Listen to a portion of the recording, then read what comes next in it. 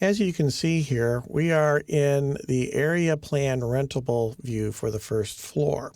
And we are now going to get into the second step. We've already gone ahead and created an area plan for gross building.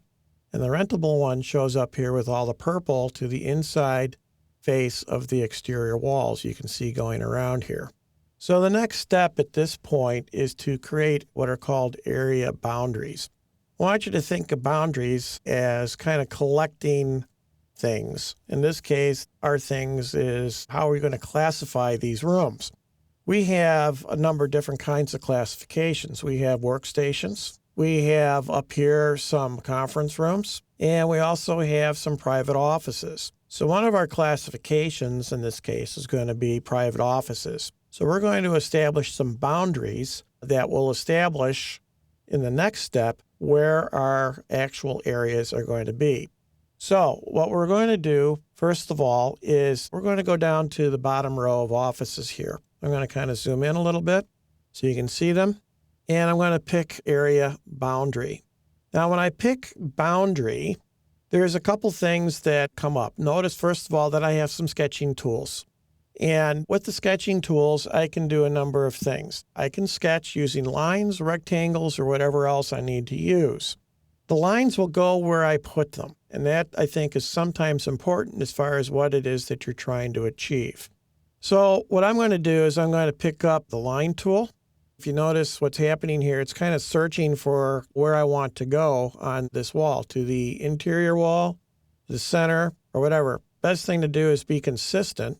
So what I'm going to do is I'm going to take it basically from the center here and work my way around and just come in here. Now, you don't actually have to be too accurate about this, believe it or not, because what happens is that Revit knows that this is an area boundary line. Now, you can actually move them around. If you notice here, I'm kind of moving things back. That's now on the front face of the wall. I can pick it up and put it here as well, or I could put it down to the center. So you can actually move these things back and forth depending on what it is that you want to do. Now let's go up and take a look at another example by using what's called pick lines.